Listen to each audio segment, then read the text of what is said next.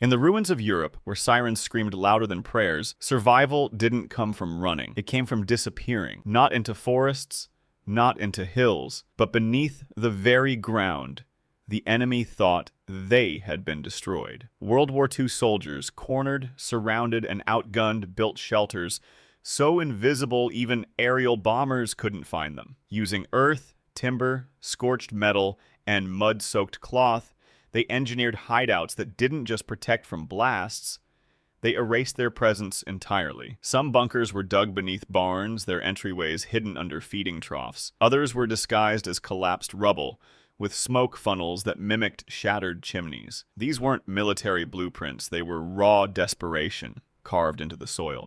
Every design had one purpose: to outsmart machines built to erase life. And somehow it worked. We think of shelters as walls and roofs. They thought of them as illusions traps for the enemy's eyes, not just their weapons. In this video, you'll uncover the forgotten architecture of resistance. 7 shelter designs, each more cunning than the last, crafted not with comfort in mind, but survival in silence. Hit like and subscribe to rediscover the structures that turned hiding into a weapon. Number 1, barn floor trapdoor bunkers. Silence was safer than steel. And no place was quieter than the underside of a barn where the scent of hay masked breath, and hooves above disguised every heartbeat below. In occupied villages across Eastern Europe, barns weren't just storage for feed and livestock. They became sanctuaries. Soldiers and resistance fighters repurposed them into invisible shelters, hiding entire families beneath the floorboards. Not under stables or storage rooms, but directly beneath where pigs rooted and cattle stomped. Because nothing drew suspicion away like noise and manure, trapdoors were carved with the precision of carpenters, not soldiers. They matched the irashina at the grain of the wood and sealed with strips of leather or cloth soaked in mud to muffle creaks. Hinges were removed. Instead, they lifted the boards with hooked sticks or quiet leverage. A well-fed dog lying on top made the entrance vanish. Beneath, the shelter wasn't spacious, but it didn't need to be. Walls were packed with earth and straw to hold heat and muffle sound. Sometimes there was a single candle. Other times, only darkness. Oxygen was always the danger, so air was pulled through hollowed fence posts or feeding troughs above. In some cases, feed sacks were arranged to form channels of open space, allowing breath to pass between life and livestock. The genius of these shelters wasn't in depth, it was invisible. German patrols searched homes, burned forests, tapped walls, but rarely touched barns filled with animals. Because in their minds, no soldier would be foolish enough to hide where filth was thickest. But that's exactly why it worked. Because in war, safety isn't always behind the strongest wall. Sometimes, it's beneath the dirtiest floor. And while bombs turned cities into ash, these wooden shadows beneath hooves kept breathing. But not every shelter was built under barns. Some rose from ruins themselves, built beneath rubble, smoke, and shattered stone, hiding in what the enemy believed was already destroyed. Number 2, rubble disguise pits. After the smoke cleared and the sirens faded, what remained was rubble, twisted beams, scorched bricks, and silence. But beneath some of those ruins, life still pulsed, because what looked like devastation was often a disguise. World War II soldiers, especially resistance fighters trapped in bombed cities, learned quickly that the best hiding places weren't the ones built after the blast. They were built with the blast in mind. Rubble disguise pits were shallow shelters dug before air raids, reinforced with stone or timber, then buried beneath the ruins of buildings that were expected to fall. Sometimes the shelters were carved under stairwells, other times beneath workshops or kitchens. The key was prediction, guessing where bombs might land, and turning that inevitability into protection. After the explosion, survivors returned to what looked like total collapse, But in a single corner, behind a pile of fallen bricks, was an air hole. Under a broken door frame, a hidden trapdoor. Smoke vents were rigged to flow through broken chimneys so that warmth wouldn't betray the living below. From above, it was indistinguishable from every other ruin. Broken beams, burned windows, scattered glass. But inside, there might be 3 men with maps, or a wounded courier, or just someone refusing to die. Supplies were hidden within the rubble itself, canned food inside hollow bricks, bandages wrapped in soot-covered paper. Messages passed through scavengers who knew which rocks not to disturb. The shelter wasn't just beneath the ruin. The ruin became the shelter. It was a brutal kind of genius, to turn destruction into defense. To use the enemy's weapon as your camouflage. And the deeper message was clear. If they couldn't see what they'd already destroyed, they couldn't destroy it twice. But as cities turned to ash and farmland became too exposed, some soldiers fled into the forest, not just to hide among trees, but to build shelters around the only structures nature had already half buried. Massive roots, fallen trunks, and earth-soaked branches became walls, ceilings, and shelter in silence. Number 3, hollowed-out tree roots. They didn't dig into the hills. They carved into giants. In the quiet depths of old-growth forests, soldiers found sanctuary not by building shelters, but by shaping themselves into the land itself. Massive fallen trees, some centuries old, offered more than just cover. Their twisted roots, half exposed and half buried in earth, formed natural hollows large enough to conceal a crouched body.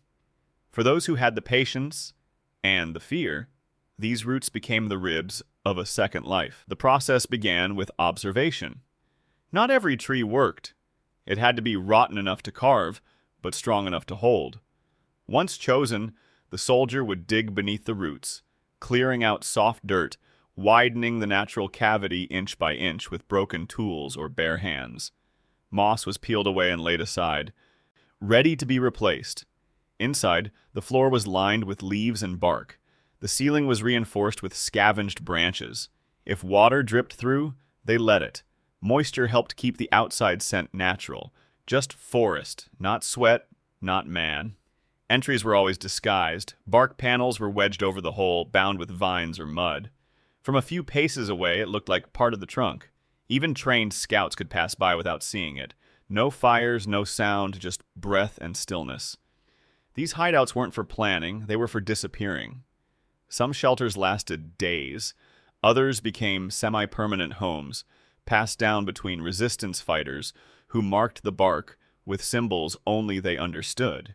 And in the middle of the forest where everything looked the same, these hidden cradles of survival endured longer than the patrols who searched for them. Because the forest, if respected, would protect you. But not all safe places were found in trees. Some were made from the very infrastructure the enemy had abandoned, dark, wet, and foul-smelling, but filled with passageways and purpose. Where once flowed water, now flowed silence. Engineered escapes hidden beneath cities and fields. Number 4, underground pipe passage. Shelters in shattered towns where streets echoed with bootsteps, the safest path was beneath the surface. Old drainage lines, abandoned water routes, and forgotten irrigation pipes became more than just waste systems. They transformed into passageways of resistance. These underground channels were already in place before the war began. Civilians, engineers, and displaced soldiers mapped them by memory, scavenging local knowledge from builders and maintenance workers who once kept cities running. The war had silenced the systems but left their bones intact. Some pipes were narrow, allowing only a crawl. Others were wide enough to walk upright. Inside, the stench of old water clung to the walls. Rats scurried ahead. But to those hiding from patrols or smuggling messages, it was freedom. Entrances were hidden in the most overlooked places beneath outhouses, behind barn wells, or beneath coal sheds. To those who didn't know better, they looked like pits of filth. That deception made them perfect. Shelters were carved from widened pipe sections. Earth was reinforced with bricks pulled from bombed homes. Thin wood slats formed platforms to sleep on. raised above stagnant water. Every sound was absorbed by the surrounding soil, muffling voices and footsteps. Ventilation was critical. Small breathing shafts were extended through nearby fence posts or disguised as broken chimneys. Rags soaked in water were used to cool the air and mask the scent of breath. Heat signatures, if detected from above, were misread as decomposing debris. Inside, light came from wax stubs or slivers of glass embedded above ground. Food was lowered in via tin cans tied to string, pulled through drainage grates that looked rusted and useless. These weren't permanent homes. They were transitional zones, places to disappear, regroup, and emerge elsewhere. But every soldier who stepped into them knew one truth. Under the right street, beneath the enemy's boots, lay a quiet artery of resistance. Each pipe shelter whispered a different story, of escape, of survival. Intelligence hiding in the very infrastructure war tried to erase. But some fighters went even further. They turned the enemy's destruction into camouflage, hollowing out the newest craters in scorched earth, and building bunkers inside the scars left by falling bombs. Number 6. Cellar-to-forest tunnel networks. A door didn't always mean escape. In occupied villages, the front entrance often led straight to a soldier's boot. But beneath quiet homes, something else was being carved, something deeper than walls, quieter than windows, and far more dangerous than it looked. Tunnel networks from house cellars to nearby forests weren't built in haste. They were planned in whispers, drawn by hand on scraps, and executed with the patience of those who knew time was their only advantage. Often, starting beneath stoves or beneath coal bins, the first few meters were dug in silence, brick by brick, hand by hand. Every shovel of soil had to vanish. It was hidden inside furniture, scattered across fields, mixed with livestock waste, or buried beneath gardens. No pile could grow, no ground could shift noticeably. Eyes were always watching. The deeper the tunnel reached, the colder the air became. Support beams were crafted from stripped attic wood. Sometimes entire wardrobes were emptied, their back panels turned into ceiling supports. When nails ran out, vines or cloth were twisted into binding ropes. At night, sounds of distant boots and barking dogs filtered through floorboards. But below, candlelight flickered against damp walls. Those digging weren't just hoping to run. They were building arteries of escape, veins of survival through soil that refused to give them comfort. Exits were chosen with surgical care, a hollow tree stump, the base of a brush pile, even beneath old animal burrows. Anything, that looked untouched by war, became a perfect door.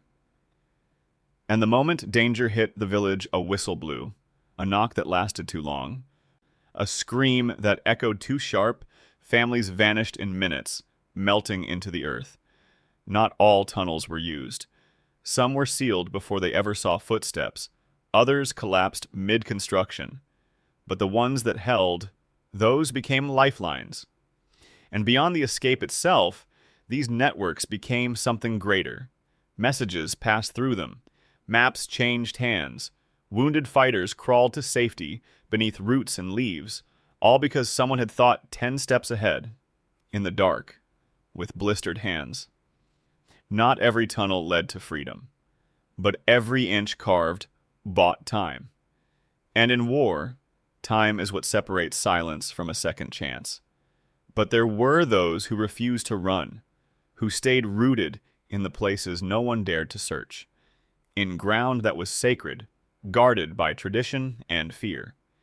Because even in death, some spaces still protected the living.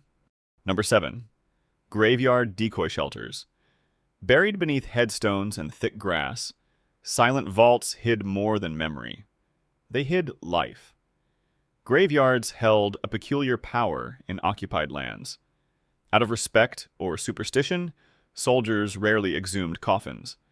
Many patrols bypassed cemeteries entirely, trusting that a place of death would never harbor rebels. Resistance fighters turned that trust into cover. By hollowing crypts, placing hidden chambers beneath graves, and sealing tunnels under tombstones, they turned sacred ground into sanctuary. It started quietly. A dig beside an old mausoleum, a sliver of darkness behind an unmarked stone, free space beneath a marble slab. No one expected hidden rooms beneath marble and moss, but once begun, these places multiplied. Inside, plaster walls concealed cracks, earth mixed with soot-disguised seams and sasas. Chimneys weren't obvious, narrow vents disguised as old grave markers, leaking only the faintest smoke under night wind. Roofs were reinforced with old wood or slate from toppled tombs. Floors were laid with gravel to muffle footsteps, and passageways curved, so no looker could see straight in. Many shelters connected to underground tunnels leading to nearby basements or cellars. A body coming to rest above was part of the illusion, the living sheltered under death's silence. Corpses were not moved after inserting hidden vaults. If any question came, the story told was simple: they had come to bury a relative. Even during raids, cemeteries were often left unsearched. Soldiers believed disrespecting graves would provoke local outrage. So decoy shelters under tombs invited invulnerability. Families stored supplies inside vaults: flour, medicines, hidden papers, maps. They kept small fires burning for warmth, masked by stone. Light shielding used broken stained glass, faint colors diffusing shadows. At night, guards walked between graves, blasting stones gently with sticks to simulate wind or settling stones. That way, no one suspected that the hush in the crypt was full of breathing. There was risk. A crack in a slab, a misaligned stone, a guard too bold. Sometimes bodies were exhumed, revealing secret compartments beneath them. When that happened, the consequences were severe, but the method's success depended on discipline, secrecy, and absolute silence. In one Polish town, a corridor of graves extended beneath the churchyard.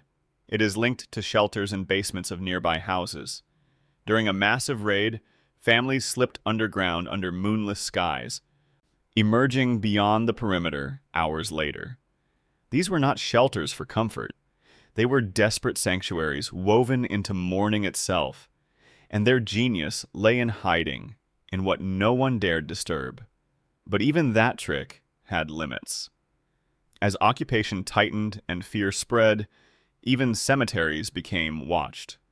So in places where death could no longer hide the living, resistance fighters built homes beneath the ruins of war itself, adapting bombs, rubble, tree roots, pipes, and vaults into survival fused with defiance. Now you know why World War II survival wasn't about brute force, it was about brilliance buried in silence. These weren't bunkers in a traditional sense. They were answers to a question no one wanted to ask. How do you live when the world above has already decided you shouldn't? Each shelter wasn't just a structure. It was an argument against extinction. Hollow tree roots, ruined cellars, bomb craters, and even the graves themselves all reimagined as places where breath could still belong. These tactics weren't written in manuals. They were whispered in desperation, passed between hands covered in dirt, ink, or blood. And in every square foot of soil, there lived not just fear, but ingenuity. Ingenuity that modern prepping often forgets because it's inconvenient, uncomfortable, and rooted in a kind of courage that doesn't shout. It survives. So if you've made it this far, watching these forgotten fixes unfold piece by piece, then you already understand. Real survival isn't made in a factory. It's dug, shaped, and buried beneath your feet. If you want to keep learning what the past never shouted but always meant to teach, subscribe, like, comment, share. Because the wisdom that kept families alive in the dark deserves to live again in the light.